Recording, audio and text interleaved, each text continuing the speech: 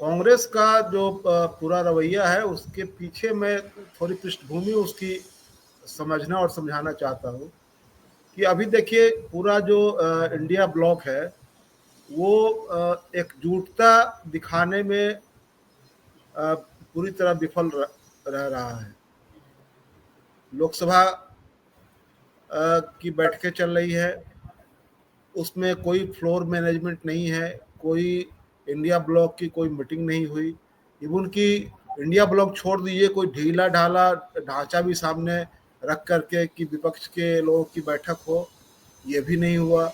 अभी आज की खबर है कि राहुल गांधी को बोलने से स्पीकर ने रोक दिया।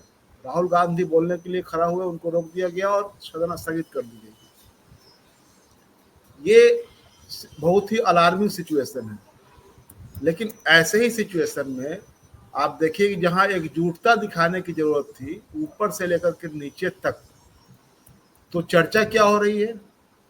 चर्चा हो रहा है कि बिहार में कांग्रेस और आरजेडी में सब कुछ सहज नहीं है। तेजस्वी यादव को लेकर के चर्चा हो रही है, कन्हैया कुमार को लेकर चर्चा हो रही है, अल्लाह वरू को लेकर चर्चा हो रही है, अखिलेश सिंह को लेकर चर्चा हो रही है।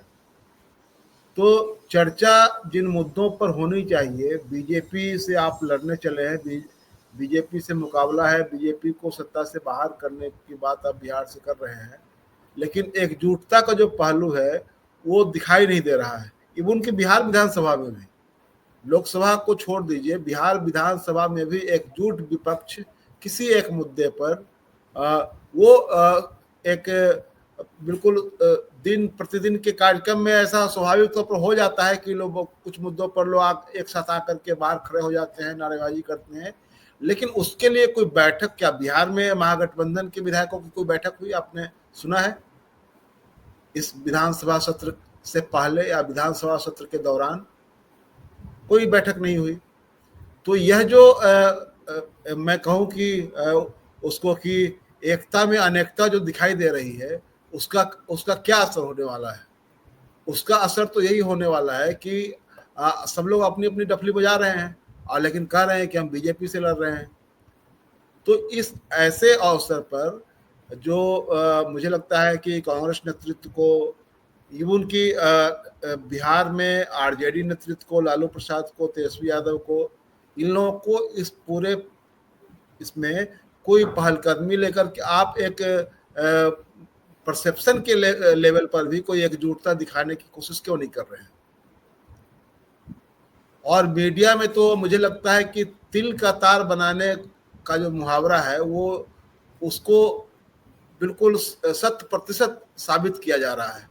एक छटाक भर की कोई बात होती है, उसको पसेरी भर का बना दिया जाता है।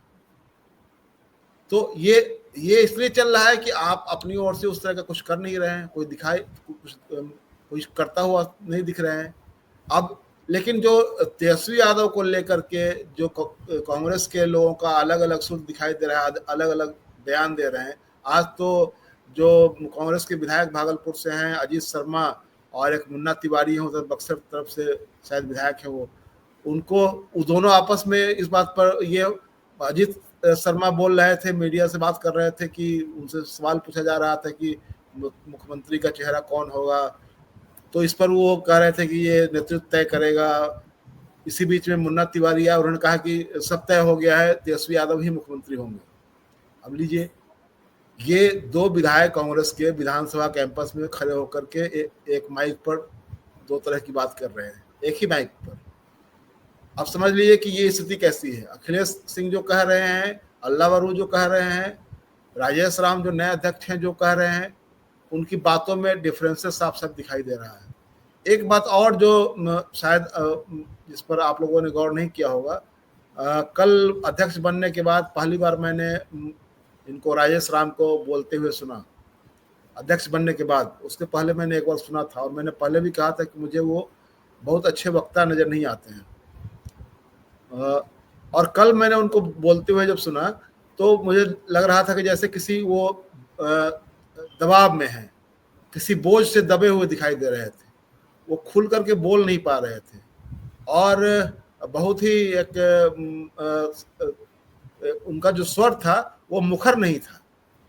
तो एक तो ये है कि चलिए अभी नए नए अध्यक्ष बने हैं, लेकिन उनको इन चीज़ों से निकलना पड़ेगा, क्योंकि जो अपेक्षा है उनसे, जिस और जो पार्टी की जो अपेक्षा है और उनसे जो बाकी लोगों की जो अपेक्षा है, उस अपेक्षा को पूरा करने के लिए आपको प्रेजेंटेबल होना पड़ेगा, आपको दिखाई देना पड़ेगा, और आपको अपना अपना इंडिपेंडेंट आइडेंटिटी भी सामने रखनी पड़ेगी। कल उनसे जब सवाल पूछा जा रहा था, तो एक सवाल के जवाब में उन्होंने कहा कि सर से पूछ लीजिए। सर बगल में कौन थे? तो अल्लाह बरू जी थे। तो ये सर और मैडम वाला रिश्ता तो पार्टियों में नहीं मुझे चलता है, ये यहाँ दोस्ताना रिश्ता होता है, और वो सभी पार्टियों में ये है, कहीं किसी को कॉमरेड कहते हैं, कभी कभी किसी को साथी कहते हैं, लेकिन एक रिश्ता जो होता है उसमें लगता है कि एक इक्वल फुट पर खड़े होकर के बातचीत करता हुआ दिखना चाहिए। तो एक चीज तो ये दिखाई दे रहा है। तो मैं कई डायमेंशन से इसको देख रहा हूँ। एक तो विपक्ष की एकजुटता का भी सवाल, और उस एकजुटता से उपजते इन तमाम पूरक जो सवाल हैं वो है, जैसे कि अब तेजस्वी को लेकर के जो सवाल उठने लगा है, नेतृत्व में आपस में एक दूसरे एक ही तरह से एक ही बात को लेकर के दो तरह की बातें की जा रही है नेतृत्व की ओर से। लेकिन इसमें एक और बात मुझे लग रहा है कि शायद वो कितना सही है कि कांग्रेस नेतृत्व को लग रहा है कि कन्हैया से जो उनकी अपेक्षाएं हैं, उन अपेक्षाओं को देखते हुए कि अगर कन्हैया कुमार के बारे में ये परसेप्शन बने रहना दिया जाए कि उनको बड़ी जिम्मेवारी मिलने वाली है, वो बड़ा चेहरा कुछ बनने वाले हैं, तो इस टू लाइन थ्योरी चलाई जाए।